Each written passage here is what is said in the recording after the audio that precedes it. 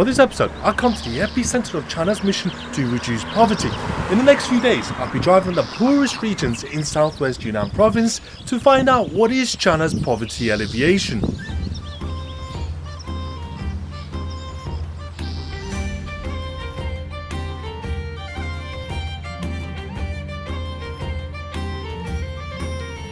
I have flown 3 hours from Beijing to the city of Dali in the northwest of Yunnan. Then I've driven for almost 20 hours high up the mountains, almost 2,000 meters above ground in the Nujiang Lisu Autonomous Prefecture to meet this man. 我的名字叫高代荣，1975年8月1号参加工作。 The 66-year-old is a retired former governor of Dulong Township, bordering Myanmar, that is home to the Dulong ethnic group. He has spent the last 40 years bridging the gap between poverty and moderately prosperous life in his region. 这汉话不会听，汉话不会说，文字没有，会说汉话。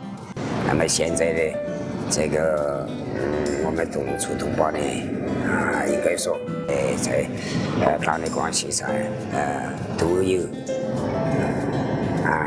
识文字，识汉字。 With a population of around only 7,000 people, the Dulong people's language is unwritten, and in the past they have transmitted messages and have made records by making notches on wooden logs. But as I listened to Mr. Gao talk, I realized there were two aspects to our conversation. One was about poverty alleviation, but another was about the Dulong ethnic group itself. It made me wonder whether there was some sort of a connection between the ethnic groups and poverty. I mean, why is China's poorest region inhabited by ethnic groups? It turns out that the ethnic groups like Dulong have been living in these remote mountainous regions approximately since the Han Dynasty about 2,000 years ago. And it's not only ethnic groups that are poor. According to a recent UN report, as far back as 2016, at least 5.7% of China's rural population still lived in poverty, and that number has risen to as much as 10% in the country's western regions and 12% among some ethnic minorities. But for Yunnan province, there were more than 180,000 poor people in rural areas by the end of 2018, accounting for 13.1% of the total poor population in China. And now there are still around 40 poverty-stricken counties in the province, ranking first in the country. But for Gao Dulong, Beijing's support for his region to build roads, subsidized housing and promote tourism has been key. 高丽工商隧道通车，这个就是第三次最大的结果。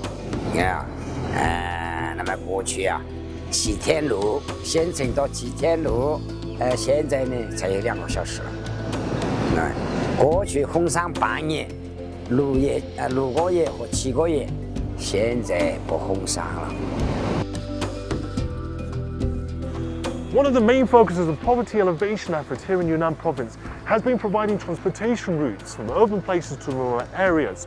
Where we are now, we are standing on a cement road that's 80 kilometers long and was built in 1999. Since then, because of the tropical climate and because it snows during 6 months of the year, they had to build a tunnel. And where we are now is the Dulong tunnel. And it protects from the snow and it allows people to access remote areas they find it difficult during the winter months. Built by engineers and the military police in 2013 for over 4 years, transportation routes like this tunnel has helped locals to commute safely to welcoming more tourists to the area. Gao Dulong says roads form part of the local infrastructure construction that is also seeing local schools being built in the area. 我们学校的话有学生大概有472个人左右，老师的话有56个人。 学生的话主要是少数民族、杜鲁族，基本上99%都是本地人。然后学生的话基本上都是住校的。我们学校如果有什么困难，就要跟他说一声，他基本上都会忙说，因为他也知道吧，他所以说教育是第一位。如果教育跟不上，国家再给再多的钱，他也会返贫了。他吃完就漏了，吃完就没了。他是属于这样说的。所以他每次开会，教育是第一位，相当重要的。 独龙族以前为什么穷，就是教育跟不上，所以现在很重视教育。 According to locals, Gao Dulong has long been a proponent of education, and now given his efforts, the local children can get 14 years of free education. Besides education, tourism is also important in fighting poverty in this region. Where I'm standing now is the Wuli village, right in the center of the Nujiang Lisu Autonomous Prefecture. This village is a holiday destination, but they said they haven't been able to open its doors to guests because of a lack of a transportation route. Today I had to walk 2 kilometers to be able to reach this village, and they said they plan to open at the end of this year. And this explains why transportation routes are so crucial in this region, and perhaps this is a testament to Dulong's vision in fighting poverty.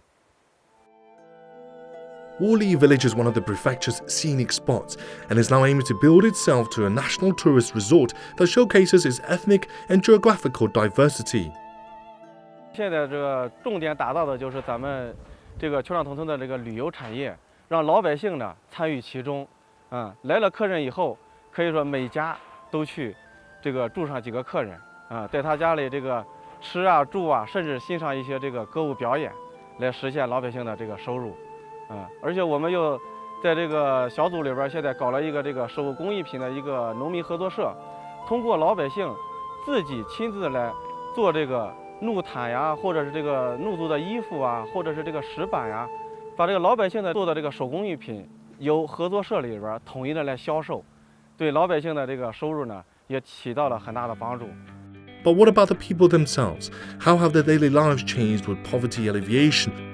20年前，我们马口村没路，只能脚走。